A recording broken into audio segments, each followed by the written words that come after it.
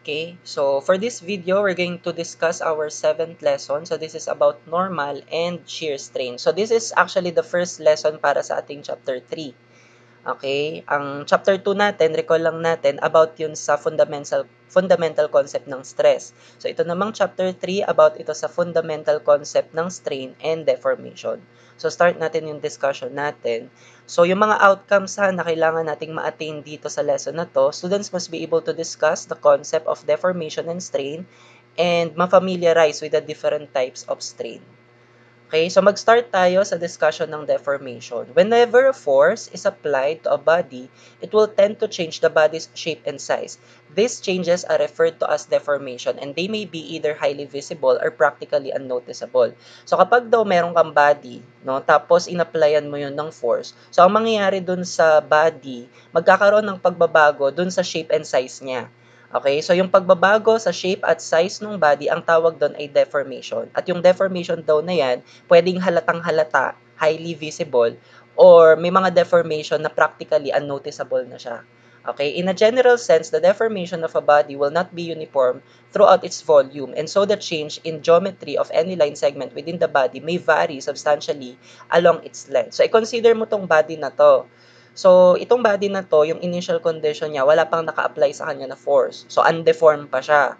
So, let's say dito sa initial condition niya na to, lagyan natin or mag-drawing tayo ng mga line segment. So, let's say, drawing natin tong vertical line segment na to, itong horizontal line segment na to, tsaka itong naka-incline na line segment na ito. Let's say, after that, in-applyan natin ito ng tensile force. So, yung tensile force, it will stretch no, this body. No? At kapag yan ay in-stretch, ang mangyayari sa kanya, mag-elongate siya. Okay? So, as you can see, ito yung nangyari sa kanya after siyang i-stretch. No? So, obviously, nag-elongate siya. No? Ngayon, kung i-observe natin yung mga nangyari dun sa mga line segments na dinrawing natin kanina, no, ano yung nangyari dun sa vertical na line segments? So, obviously, dahil nga nag-elongate yung body natin, no, so, itong vertical line segment na yan, humaba yan. Tama? So, nagkaroon ng change dun sa kanyang dimension. Ito namang horizontal line segment na to, so ang mangyayari sa kanya dito, after siyang ma-stretch, liliit naman siya. Kasi habang nag-elongate itong body na ito along its longitudinal direction, let's say, so ang nangyayari naman, yung cross-section niya umiimpis. Tama? So, itong horizontal line na to, lumiit yan. Okay, and then ito namang naka-incline na line segment natin na ito. So, after ma-deform yung body natin, ang nangyari sa kanya, nagkaroon ng change dun sa inclination niya.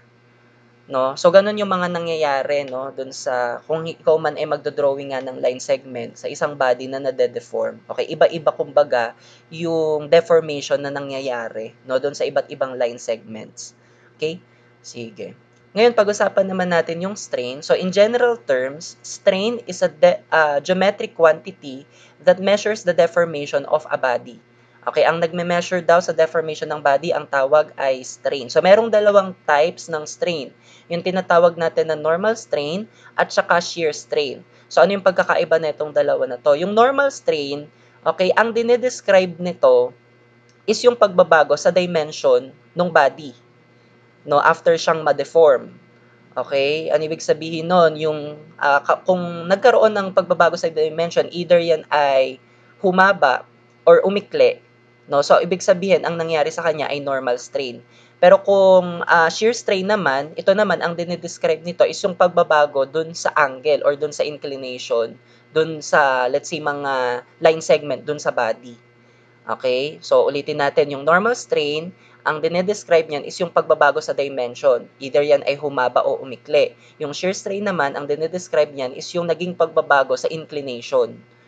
Okay? Or angle, no, ng mga line segment dun sa body. Okay. Loads will cause all material bodies to deform, and as a result, points in the body will undergo displacement or changes in position. So, ulitin natin yon. Kapag daw ang isang body ay nade-deform, ang nangyayari sa kanya, yung mga points dun sa body na yon, nagbabago ng mga position. So, yung tawag sa pagbabago ng mga position ng point sa isang body ay displacement. Okay? Ngayon, consider mo tong ano na to, no? Itong scenario na ito, no? So ito ay isang bridge, okay, na nag-collapse during earthquake. no? So, ano ba yung nangyayari kapag may earthquake? No, ang nangyayari kapag may earthquake, nagkakaroon ng horizontal ground movement. At kapag nagkakaroon ng ground movement, no, pwedeng magkaroon ng, yun nga, horizontal ground displacement. At kapag nagkaroon ng horizontal ground displacement, pwede yun makapag-produce ng excessive strain dito sa bridge na ito. Yun actually, yun nangyari dito. Kaya ito, nag-fail, no? So, okay, the material properties of the concrete and steel reinforcement must be known so that engineers can properly design this structure and thereby avoid such failures. Sige. So this time, pag-usapan natin yung normal strain. So ang normal strain, tinatawag din siyang axial strain. No, it's just the same. So ano yung normal or axial strain? Binanggit na nga natin kanina, yung normal or axial strain, dinedescribe niyan yung pagbabago sa dimension, no, ng isang material or body. Ngayon, mathematically, this is defined as the ratio, no, ng change in length of a line per unit length. Okay? So, yan ay denoted by epsilon. So, ganito natin sinusulat yung epsilon. Okay? So, yan ay equal sa change in length daw. So, yung change in length, denoted naman yan by delta. Okay? So, ganyan natin sinusulat yung delta. Okay? Over, okay, yung original length niya. Okay? Ng isang material. Okay? So, paano ba natin sinusukat yung change in length? So, ang kailangan mo lang dyan gawin, no, after ma-deform ang isang body, okay, sukatin mo lang yung new length niya. Okay? Tapos, isubtract mo sa kanya yung original length. So, that's just how you determine yung delta. No? So, kung halimbawa, i-consider mo to, halimbawa, this is the undeformed body, so hindi pa to ina-applyan ng force. But after siyang applyan ng force, halimbawa, na-deform na siya, so na-stretch siya. So, yung original length niya is ito, yung undeformed length. Ngayon, yung length niya na after niyang ma-deform, okay, yan ngayon yung L prime. Okay, so paano mo kunin yung delta? L prime lang minus yung original length. Okay, so tandaan mo tong general formula natin for normal or axial strain, ha? Sige, so i-note mo rin na ang normal or axial strain, technically, unitless naman siya or dimensionless, no? Kasi kung titingnan mo yung unit niya, yung delta, ano bang unit ng delta? Di ba change in length yan? So let's say yan ay naka-millimeter or inch. Tas yung original length, di ba millimeter or inch din yun? So ang mga kakalabasan na unit niyan, either mga millimeter per millimeter, inch per inch, no? Kumbaga technically makakancel naman 'yan. Pero frequently nilalagay pa rin natin siya, no, na siya ay inches per inches, millimeter per millimeter. Okay? Sige. Now, pag-usapan naman natin yung shear strain, no? So, dun sa normal strain or axial strain, nagkakaroon nun kasi subjected yung body sa let's say normal stress or axial stress. Ngayon, kung ang isang body naman ay subjected sa shear stress, so ang magiging epekto nito sa body, no, magkakaroon yung body ng shear strain. Okay, so ano yung shear strain? So binanggit na natin kanina, yung shear strain, yan yung nagde-describe sa pagbabago ng inclination or angle dun sa mga line segments dun sa body natin. Okay? Ngayon, yung shear strain natin, okay, ang notation niya ay gamma. No? So ganito sinusulat yung gamma. Okay? So, shear strain yan. So, ang shear strain natin, this is always expressed in radians. Okay, so paano natin determine yung shear strain? Consider mo to.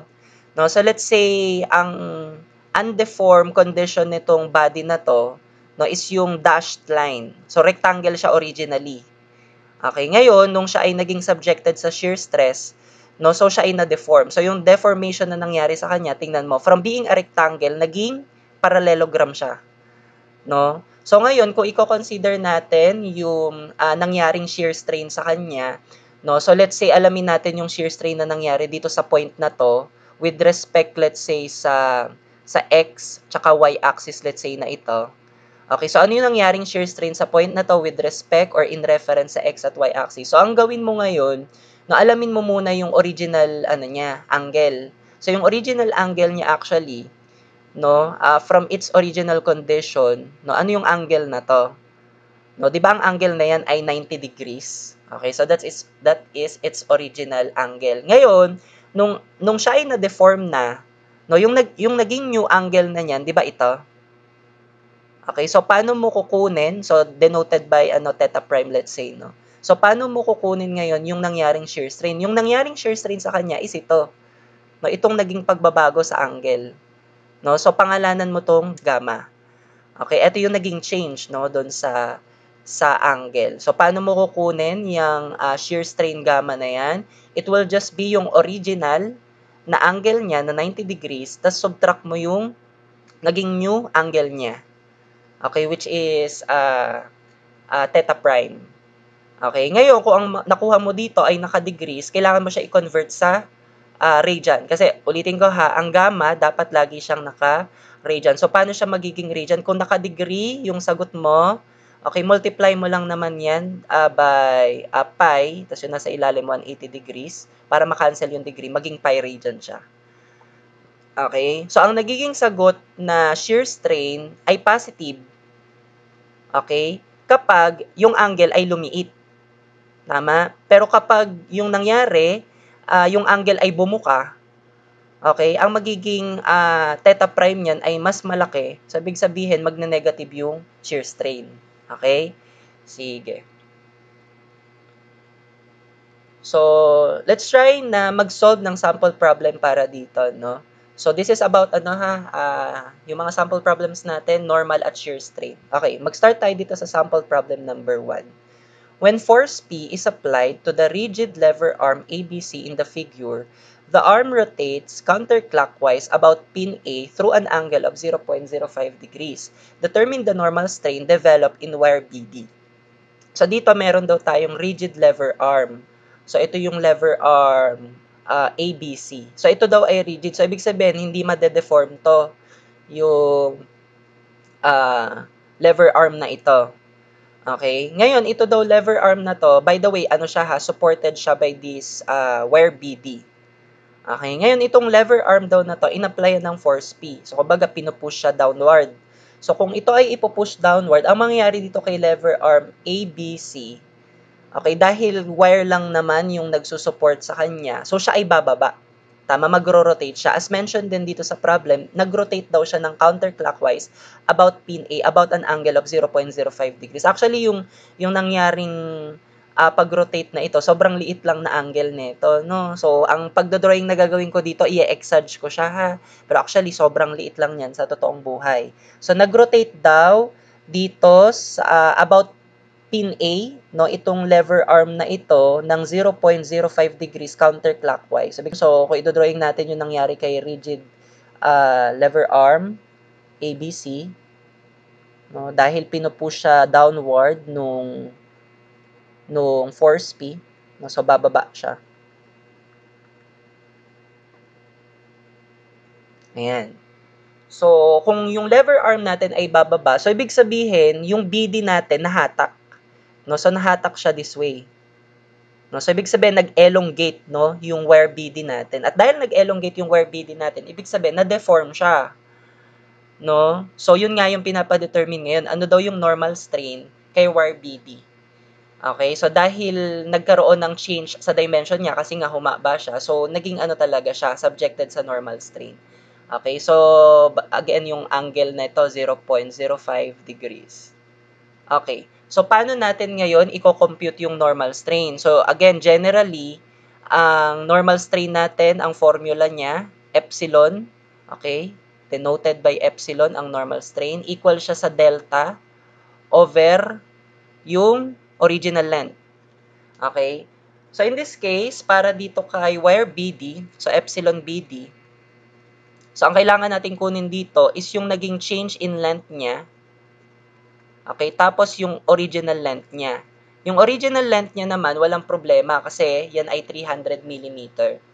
Ngayon, ano yung naging pagbabago doon sa kanyang length? Ang naging pagbabago sa length niya is ito, kung ano tong hinaba niya. So, ibig sabihin, pwede natin sabihin na ito yung delta BD. No, itong length na ito. So, paano natin to i-determine? So, pwede nating i-consider yung triangle na mafo-form dito. Actually, mukhang triangle ito, no? Pero sige, explain ko siya. So, sa unang tingin mo, ito, yung AB, tas yung bumaba na yan, di ba para siyang triangle? No? Na, ito kumbaga yung delta BD, Okay, tas yung angle nito 0.05 degrees. Okay, tas yung length nito, 'di ba 400 'yan? Okay, so this is 400 mm. Okay, so right triangle ito. Pero actually, ang nangyari dito, hindi talaga triangle yung nabuo diyan. No, kasi 'di ba, lever arm. Ito 'yon. Let's say ito na lang yung length na 400 mm na lang i-consider ko. Tas 'di ba nag-rotate siya? So kung nag-rotate siya, ibig sabihin kung 400 to, nag-rotate lang naman siya. Ibig sabihin 400 din to. No, so ibig sabihin hindi siya triangle. Ito actually ay sector. Yung kumbaga kung may circle ka, no, itong portion na to, sector ang tawag diyan. No, pero dahil nga sobrang liit lang din naman nung kumbaga naging rotation niya, no, siya ay mapagkakamalan mo na or pwede mo nang i-idealize na para siyang triangle. No, na kumbaga yung triangle na nabuo natin, ito yung adjacent side, ito yung opposite side. Pero in this case, yun nga, kung iisipin mo, no, na nag-rotate lang naman yan, so ibig sabihin 400 nga din ito. So pwede rin na ang pag-drawing mo nung magiging triangle mo, pwede mo ring sabihin na ito 400 mm to. Kasi nag-rotate lang siya no, basically. No? So, kumbaga, alin man dito sa tatlo na to yung gawin mo para i-compute yung delta BD, no, pwede. Kung ito yung gagamitin mo, kung yung sector, no, so itong arc length na to, paano ba yung pag-determine ng arc length niyan? Let's say delta BD yan. No, sa isang sector ha, no, yung pag-determine nung arc length S halimbawa niya, no, dapat meron ka diyan radius, tapos meron kang angle theta. Dapat yung theta dito naka-radian. Okay, so yung pagkuha lang niyan, S is equal to R theta. No, so ibig sabihin nito delta BD, no, so yung radius dito is yung 400 mm, tapos yung theta dito yung 0.05 degrees. Pero take note, dapat yung theta dito naka-radian. Okay? So, dito, ulitin ko, no, dahil sobrang liit lang naman nung naging rotation niya, itong sector na to, or arc length rather, itong arc na to, yan ay pwede na natin sabihin na parang straight line lang din siya. Okay? Sige. So, sige, try natin itong isolve, no? Using ito muna, itong unang triangle natin. So, ang goal, makuha itong delta BD. So, kung i-consider mo itong triangle na ito ay gagamitan mo lang ng alin sa Sokotowa ang gagamitin mo. Opposite, yung delta BD, adjacent yung 400. So, gamitan mo ito ng TOA. So, tangent, okay, ng 0.05 degrees is equal to yung opposite na delta BD over yung adjacent niya na 400. So, computing yung delta BD. Sige, so ang lalabas ay okay, tangent ng 0.05. Cross-multiply ko na lang siya dun sa 400. Okay, ang lalabas ay 0.34907. 0.34907. So, ito ay naka-millimeter. Okay, so actually, kung na-compute mo na tong delta BD na to, pwede mo nang makompute yung epsilon BD. So, yan ay equal lang sa 0.34907 over, okay, yung original length ni wire BD ay 300 mm. So, divide mo lang sa 300. So, yung lalabas na epsilon BD ay, ito, divide ko lang ito sa 300. Okay, ang lalabas ay 1.16355. Okay, times 10 raised to negative 3. Okay, so ito ay epsilon BD. Okay, so lagyan mo pa rin to ng unit, no? Although technically, unitless siya. So siya ay millimeter per millimeter. So ito na yung epsilon BD. Okay, pero again, dahil sobrang liit nga nung angle natin na 0.05 degree, so pwede mo rin tong gawin na, kumbaga, yung hypotenuse is yung 400 mm. Okay, so kung hypotenuse is 400 mm, hypotenuse, tapos opposite gagamitin mo dito, so sine. Sine ng 0.05 degrees equal siya sa opposite na delta BD over yung hypotenuse na 400. So yung delta BD dito ay, sige, so pindot ko na lang yung sine 0.05, tapos multiply natin by 400. Kinross multiply ko na siya. So, ang lumabas din actually ay yun din. 0.34907 mm. So, ganun talaga yung nangyayari kapag sobrang liit ng angle, yung adjacent side at saka opposite side, ano na sila, almost equal. No, yung nangyayari. No? Sige. Anyway, so, ano pa bang ano natin dito? Okay, so ganun talaga yung nangyayari, no? Kapag yung angle nga ay sobrang liit na, kumbaga, yung kanilang adjacent side at hypotenuse, no, nagiging ano na, equal na, no? Sige. So, okay. Next, para naman dito, kung ito yung gagamitin mo na solution, so, kung gagamitan mo to nung solution for determining the arc length ng isang sector, so, yung delta BD natin ngayon dyan ay equal sa r theta. Yung radius niya is yung 400, tas yung theta niya is yung 0.05 degrees, pero again, dapat gawin mong radian yan. So, para magawa mo tong radian, divide mo sa 180 degrees, tas multiply mo sa pi para makancel yung degree. So, ang lalabas dito na delta BD ay, sige, so kung ipipindot natin, 400 times 0.05, tas multiply ko lang to by pi, tapos over 180. So, ang kakalabasan niya is ganun din, no? 0.34907. So, alin man dyan sa tatlo na yan ay pwede mong gawin, no? Sige. So, ito ni sagot na normal strain kay wire BD. 1.16355 times 10 raised to negative 3. Or pwede mo rin to isulat na 0. Kung raised to negative 3 yan, dalawa yung 0 niyan before. No? So, 0.0011635. Okay. Ayan na yung number 1. Para sa number 2, due to a loading, the plate is deformed into the dash shape shown in the figure. Determine the average normal strain along the side AB and the average shear strain in the plate at A relative to the X and Y axis. Okay? So, ito daw yung plate natin. No? Itong shaded ng blue, yan yung original, original condition. So, yan pa yung undeformed. So, after siyang applyan ng loading down, na-deform siya into the dashed shape. So, itong naka-dashed lines na to, ito yung naging deformed condition niya. Okay? So, ang pinapadetermine ngayon dito is sa letter A, yung normal strain along the side AB. So, nasan ba yung side AB? Ito yung side AB. So, ito yung kanyang original na length. Yung original length niya ay 250. And as you can see, yun nga, yung naging new length ni AB ay ito. Itong dash line na ito. Okay? So, yan ngayon yung kailangan nating malaman. No? Kung ano yung naging new length niya. No? Kasi pag nalaman natin itong new length niya na to, okay, pwede nating malaman kung ano yung naging deformation niya. Tapos, pwede nating makompute yung kanyang normal strain. So, again, ang general formula natin for normal strain, epsilon. Sige, lagyan na natin to ng subscript na since para kay part A,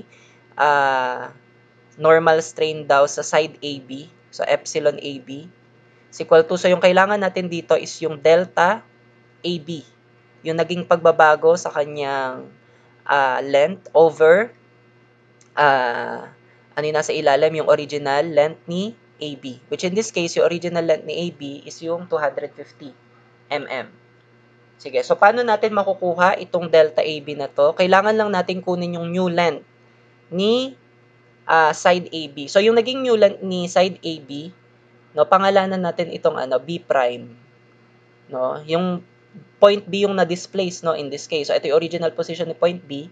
So, ito yung na-displace na position niya. Okay, pangalanan natin LB prime. So, ang kailangan nating makuha na new length ay yung length A, B prime. Tama? So, kapag nakuha natin yun, isubtract lang natin from that yung original length niya na AB. Ayan, para makuha mo yung delta AB. Tapos, divided by nga dun sa original length ni AB. Okay, so paano natin kukunin itong AB prime na ito? Sige, so tingnan mo yung nangyari sa kanya, no? So actually ito, 'Di ba ito din siya? No, so doon na lang tayo sa kabilang side tumingin. No, so ito na lang yung tingnan mo. No, kasi meron triangle na mabubuo dito. Okay? So ito, ulitin ko, katulad lang din siya nito. No, parang ano siya, kumbaga parallelogram, no? Sige. So, in this case, may mabubuo kasing triangle dito. Ito yon. Ito, tapos ito yung height niya. So, para dito sa triangle na to, itong side na to, obviously, nakalagay 3 mm siya. Ngayon, itong height niya naman na to, paano natin makukuha? So, itong height niya na to, di ba yung original height 250?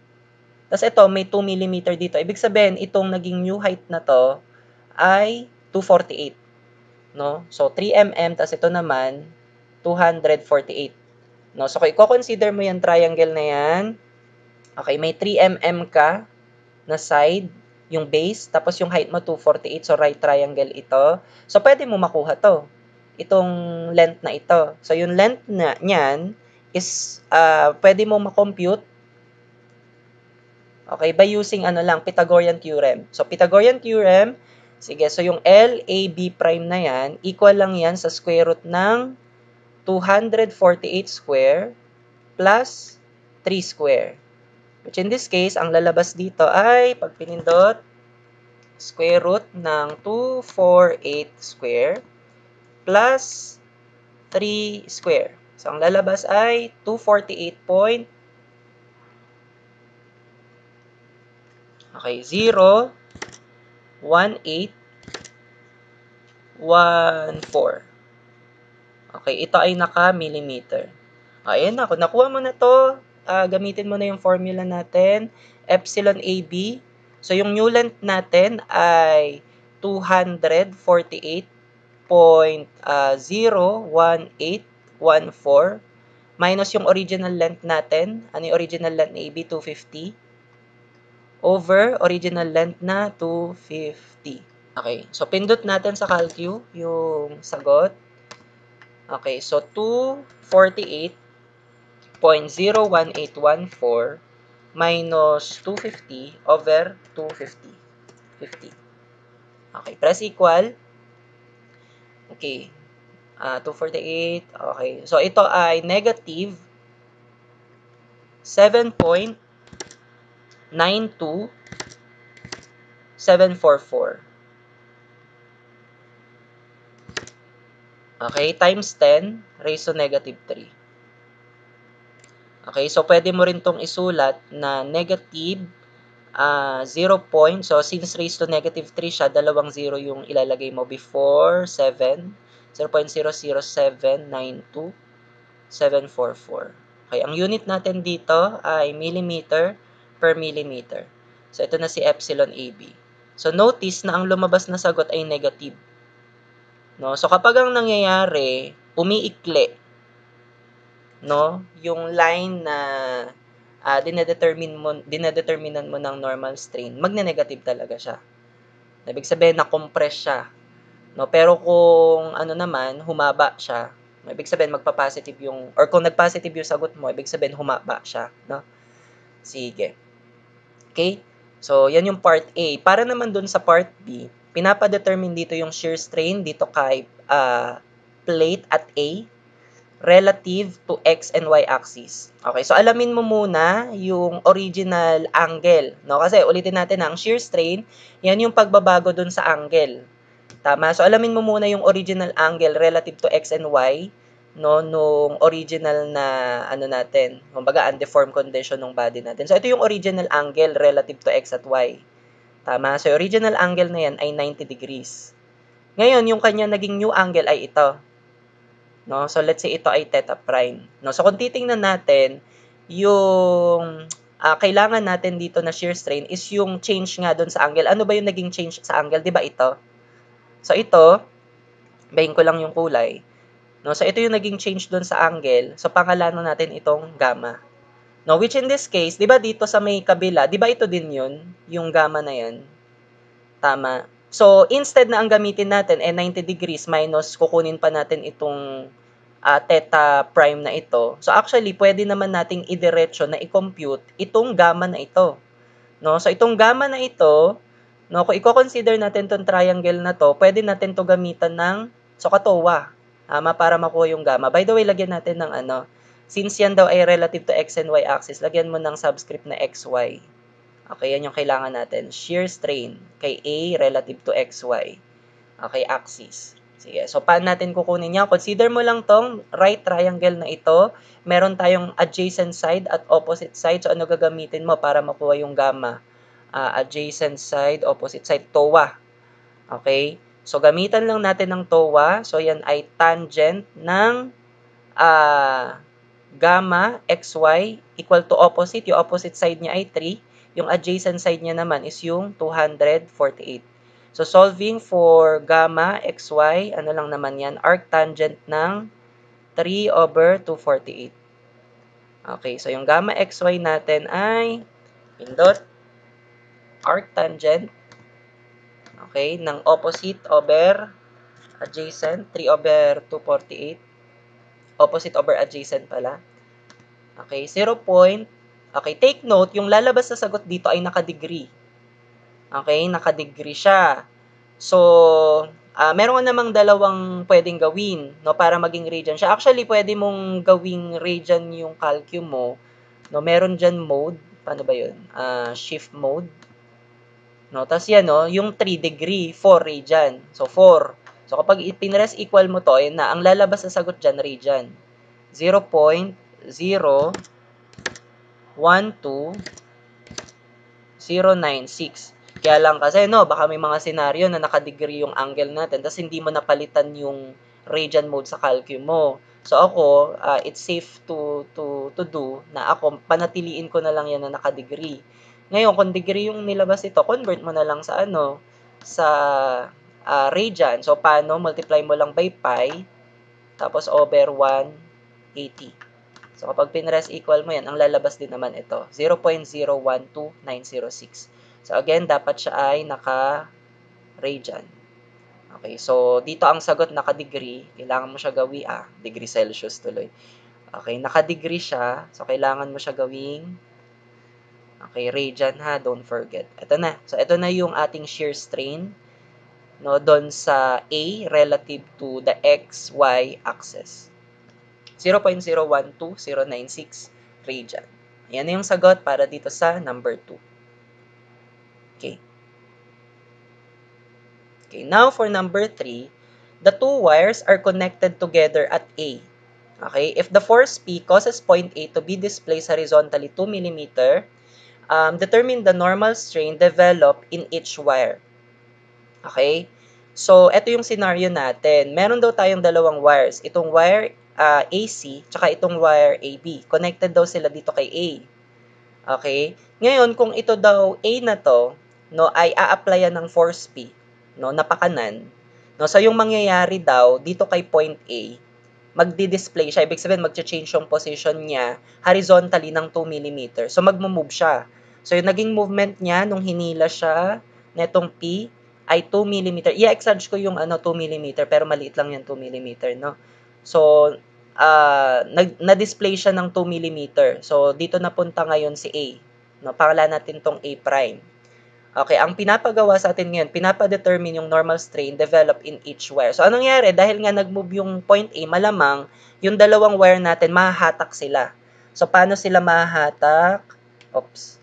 So, mahahatak sila. Okay, so mahahatak sila. So, paano sila mahahatak? So, mangyayari, ayan. So, mahahatak si AC that way. Ito namang si AB. Mahahatak this way. Okay? So, as you can see, malamang nagbago yung length ni AC tsaka ni AB. No? So, yun ngayon yung pinapa-determine, no? Ano yung normal strain sa kanila?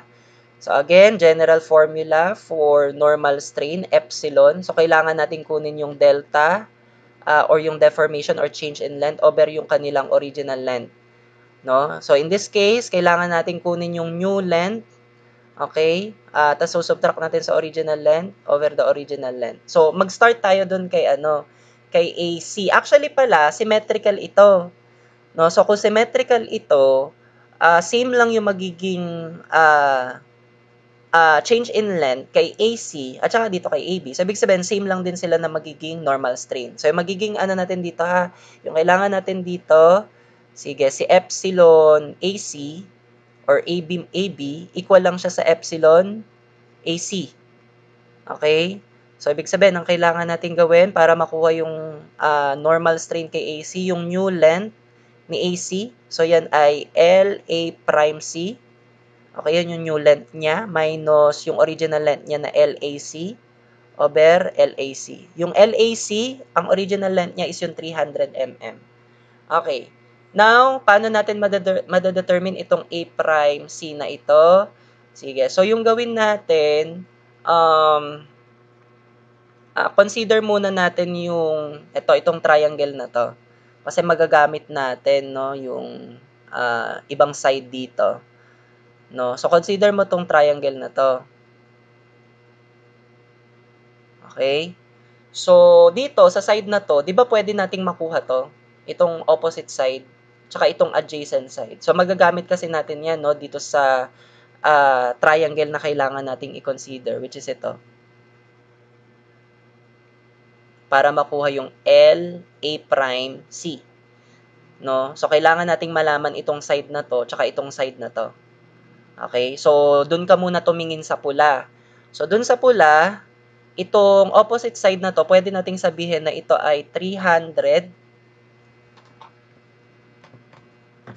Okay, 300 sine 30. Pwede ko sabihin na ito ay 300 sine 30 degrees. Ito naman, yung adjacent side niya, 300 cosine 30 degrees.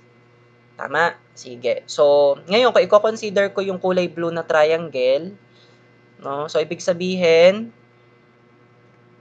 okay, itong opposite side niya din na to, 300 sine 30. So, ito ay ano ha, C, tapos ito yung A prime. Ngayon, itong adjacent side niya will be yung 300 cosine 30, tapos di ba na-display si A ng 2 mm. So, yung length ngayon ng adjacent side niya, yan ay 300 cosine 30 plus 2 mm. Tama? So, in this case, right triangle naman to, yung hypotenuse pwede mong makuha. So, paano mo makukuha yung hypotenuse? Ano lang, Pythagorean theorem. So, yung L, ito yun, yung LA prime C. Yung LA prime C ngayon na yan ay equal lang sa square root ng, sige, pindutin natin, 300 sine 30 square plus, okay, nakapasok pa rin to sa square root ha. So, 300 cosine 30 square plus 2. Make sure naka-quantity yan ha, baka yung 2 lang yung mas-square mo. Sige, pindot natin sa calculator. So, square root ito na i-parenthesis natin. 300 sine 30. Okay? Tapos naka-square plus, parenthesis natin, 300 cosine 30. Okay? Plus 2. Tapos, i-square mo.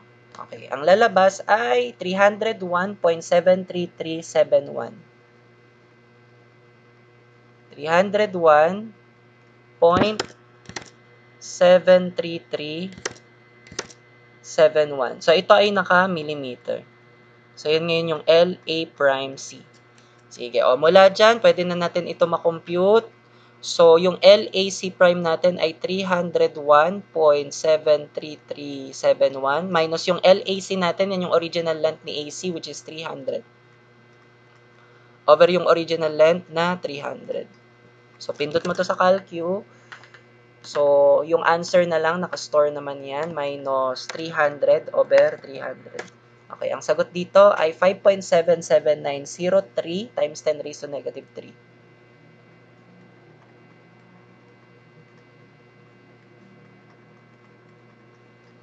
Okay, tama no?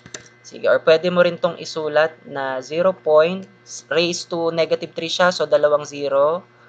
Tapos 5.77903. So ito ay naka-millimeter per millimeter. So ito na yung sagot para doon kay epsilon AB tsaka epsilon AC.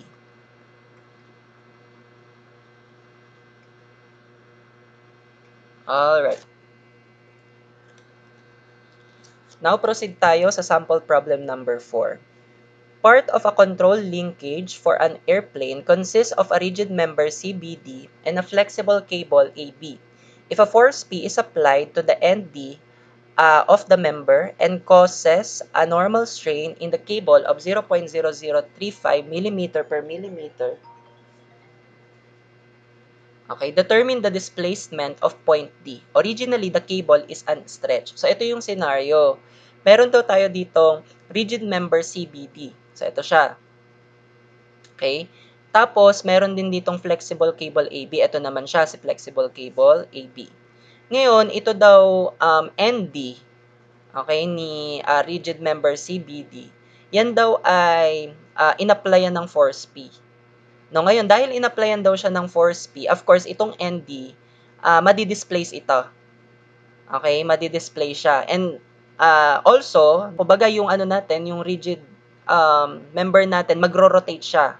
At dahil magro-rotate siya, okay, ang mangyayari, itong AB natin, mahahatak siya. At kung mahahatak siya, siya ay mag-elongate. Tama? So, dahil siya ay mag-elongate, no, makakaranas siya ng normal strain. Yun, ang binigay dito actually is yung normal strain nung cable AB natin, which is 0.0035 mm per millimeter. Ano ngayon yung pinapadetermine dito? Ang pinapadetermine dito is kung ano yung naging displacement ni point D. Okay, so yung displacement, hindi yan yung theta, ha? Okay, so yung theta, yan yung kung paano siya nag-rotate. Sige, so kumbaga, kung i-drawing natin ito, no, dahil sa paghaltak or paghatak ni force P dito kay ND, so magro-rotate siya ng angle theta. So, yung pag-rotate na mangyari sa kanya, no, ito yung magiging new position niya. Okay, so nag-rotate siya ng, yun nga, nung angle theta. Okay, pero yung dinisplace ni point D is ito. Itong distance na to. Okay, pangalanan na lang natin ito na uppercase delta D. Yan ngayon yung pinapadetermine sa atin. Ano daw yung uppercase or ano daw yung displacement na yan na delta D. Okay? Sige. So, magagamit natin dito yung ibinigay na normal strain ni cable AB. No? So, ito kasing si cable AB, no? So, yung mangyayari sa kanya, after mag-rotate nung rigid member, okay, ang mangyayari sa kanya, mahahatak siya. No? So, ito yung magiging new, ano niya, new length. Tama? So, ngayon, ito, kung 300 to, di ba ang nangyari, nag-rotate lang naman siya. No? So, dahil nag-rotate lang naman siya, ibig sabihin, ito, 300 pa din to. So, ngayon, kung i-consider natin tong triangle na to, no? So, ano bang pwede nating makuha dito? Ito kasing delta D, pwede natin yan makuha kapag nakuha natin yung theta. Ngayon, paano natin makukuha yung theta? Pwede mong makuha yung theta dito sa triangle na to, na nabuo. Okay, ngayon, ano yung mga dimension ng triangle na to? Itong side na to, again, 300 yan. Ngayon, itong new length ni AB, pangalanan ko tong A, ito namang point na to, na-displace yung point B, so let's say B prime. Okay? Pwede nating makuha yung new length niya from the given normal strain. So, yung given na normal strain ni AB ay 0.0035 mm per millimeter. So, again ha, ang ating original or general na formula para kay normal strain. Sige, epsilon AB na lang din. Equal siya sa deformation ni AB over length ni original length ni AB. Pero kung ang gusto natin kunin, yung new length ni AB, so idiretso na natin na yung new length ni AB is yung LAB prime minus yung original length niya over yung original length. Okay, so kapag ito ay ipinasok natin yung 0.0035, so 0.0035 is equal to yung gusto nating makuha is yung LAB prime minus yung LAB natin ay, ilan yung LAB natin? Actually, i-compute mo yung AB, no?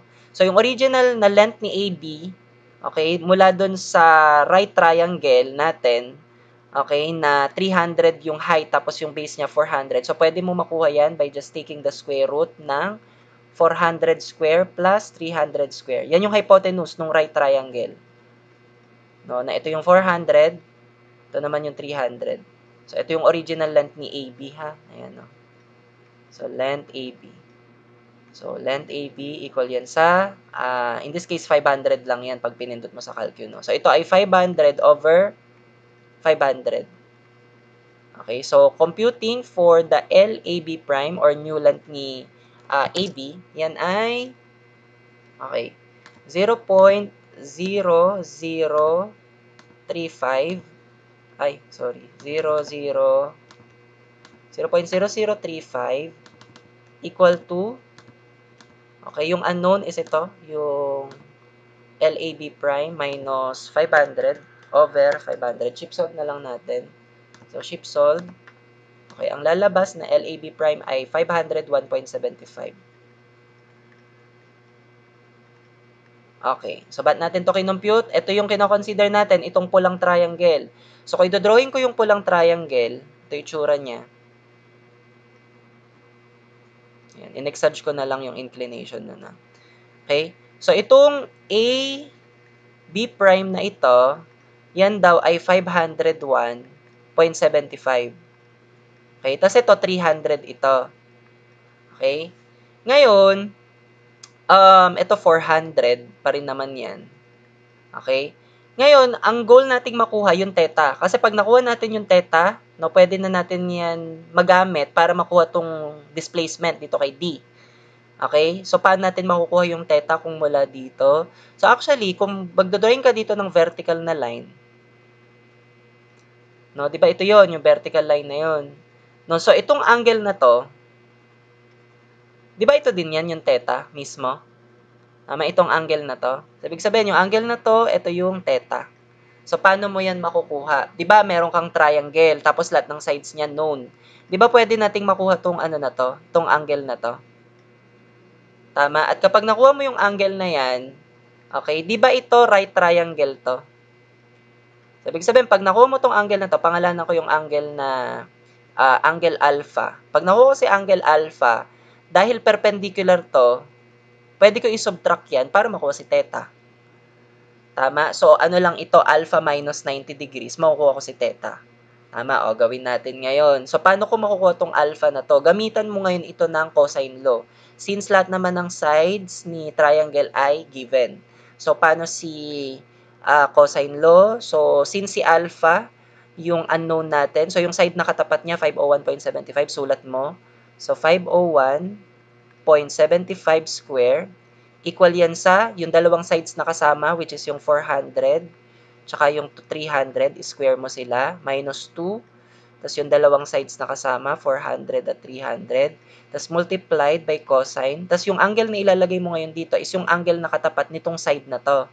Ano yung katapat ni 501.75? Yung hinahanap nating alpha. So, pwede mong i-compute ngayon yung alpha na yan. Sige, pindot natin sa calcu. Alright, so pwede mo naman din tong i-shape solve. Sige, 501.75 square equal to 400 square plus 300 square minus 2 times 400 times 300 tas cosine ng alpha. Okay, shape solve natin. Okay, siguro mag-input tayo ng ng value. Mukhang mga 100 plus 'yan or 90 plus pala. 90 plus. In-exage ko nga pala 'yan. Okay, so ito ay 90.41852. Okay, degrees. Okay, yan ngayon yung ating alpha. So again, yung theta, paano mo makukuha si theta? Yan ay yung alpha lang minus yung 90 degrees. Tama, gawin mo ngayon. So, itong na-compute mo, minus mo lang, actually, yung 0.41, lang, yung sagot na, no?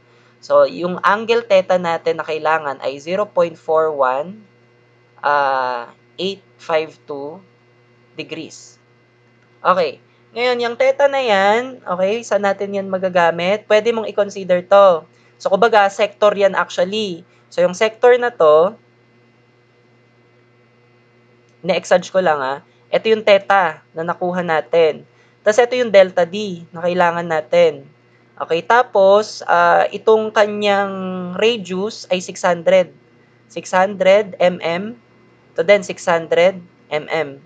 So, kapag ginamitan mo ito ng formula para sa pag-compute ng arc length nitong sector na to, so yan ay ano lang, delta D is equal to r theta. Yung r niya ay 600, yung theta niya ay yung na-compute natin na 0.41852 degrees. Pero i-convert mo yan into radian, so multiply mo by pi over 180 degrees.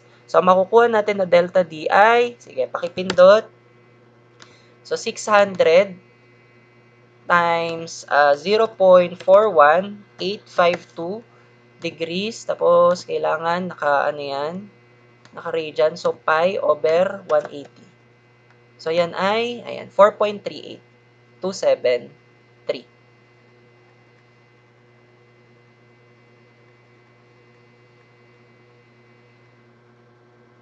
Okay, actually, may iba pang approach ng pag-compute nito. Pwede mong i-consider to na right triangle. No? Na pwedeng yan ay triangle. Okay? Ito si delta D na kailangan natin. Tapos yung angle niya, yung theta. Tapos, pwede nga ang gamitin mo dito, yun nga, ito si 600 mm, kumbaga adjacent side. Pwede mo rin namang gawin si 600 mm na hypotenuse niya. No, either way, same lang din naman ng lalabas. Pero kung ito yung gagawin mo, opposite side si delta D, tapos si 600 mm ay adjacent side, so pwede mo ito gamitan ng TOA. So, tangent lang yan ng theta is equal to opposite na delta D over 600. Yung theta, palitan mo nung angle natin, yung 0.41852. So, degree talaga yung gagamitin mo dyan. Ano? So, pwede mo makompute dyan si delta D. So, pag kinompute mo si delta D, it will just be cross-multiply mo na lang, no? Tangent ng 0.41852, tapos multiply mo by 600. So, ang lalabas din, same, 4.38 din. Although magkakaroon na ng konting discrepancy, no, na dito 38.27, dito naman 38.28. So, wala namang problema doon, no? Minimal lang naman yung discrepancy. Okay, kahit ang gamitin mo dyan ay sign, no? So, ang lalabas pa rin, 4.38269 naman, no? So, alin man dun sa tatlong solution na yun, pwede mong gawin, ha? Sige. So, that ends our discussion para dito. So, thank you sa pakikinig. I hope na natuto ka. Okay, and please, mag-subscribe ka dito sa channel na ito. I-like mo tong video na to, share mo din. Okay, and paki-follow din ako sa Facebook and TikTok. Thank you.